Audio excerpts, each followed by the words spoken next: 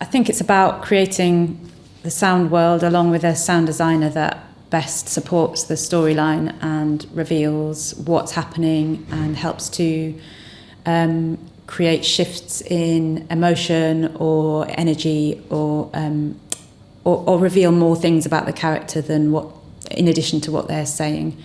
And so that's through pre-recorded sound, and in this particular production it's a lot of live music happening from the characters themselves as well. So that's a particular focus on Ella Gray.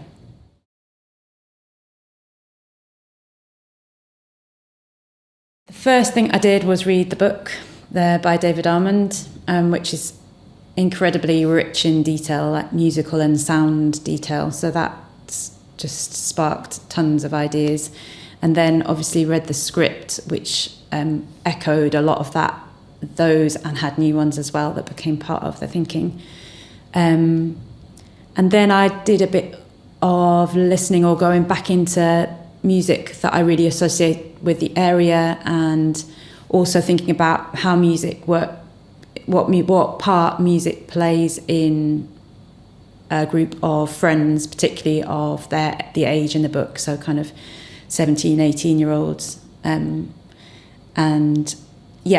so looking at folk songs and contemporary music and other music that's referenced throughout the play.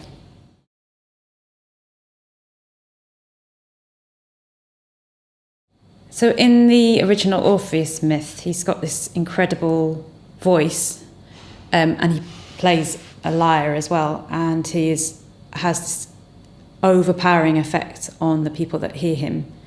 And so within the story, this is the same. The music has a really transformative effect on the characters as they hear it, and it changes. They all hear it in a very personal way, and it changes their lives in a really unique way to each person, but in an overall very dramatic effect. So it's quite a daunting challenge in a way to create sound that might have this effect on the characters that you're following.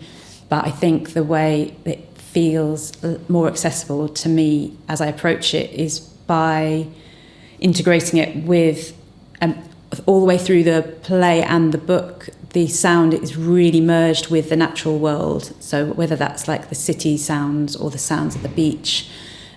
So I like to think a lot about natural sound when I write anyway. So I think I found my way in was to think about how we're affected by the sounds around us, whether they're natural or music. And then it felt like those combined forces could really have a big effect, rather than I need to sit down and write something so amazing that it's going to change everyone's lives, which is a bit too much of a task to approach, I think.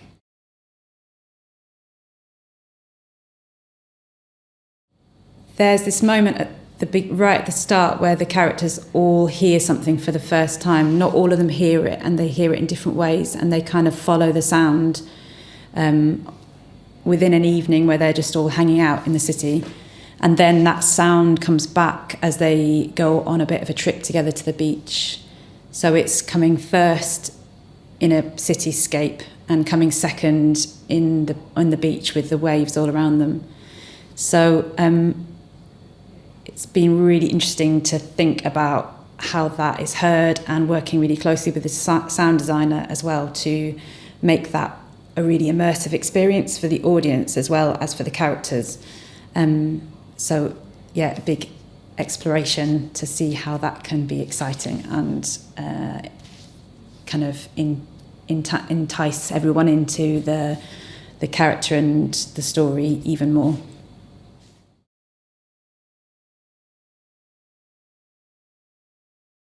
There are points where all the cast sing together and individually, and it's merged with other aspects of the sound as well. So it was really brilliant to be able to think about this right from the beginning of the creative process. And it really suits my way of working, because I'm a singer originally, so I always often start with the voice and imagining things sung before I put them into other places. So it was absolutely like a treat to be able to work with in the casting, even at the stage before the cast was confirmed. So in casting, we listened really a lot to the speaking and singing voices of people, and it was really amazing to be able to have that as part of the palette of writing. Like, you're writing for various instruments, but you're also writing for very specific voices who have characters around them as well.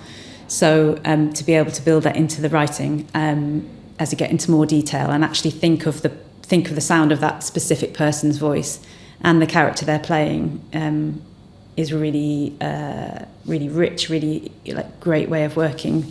So I hope that I'm kind of right in the middle of that process at the minute. But I have little recordings of them individually singing on my phone, so I can quickly dip back into them and hear their voices, and then put that into how I'm approaching writing this specific part as they're doing this specific thing. So yeah, it's really great to be able to hear their voices in my head.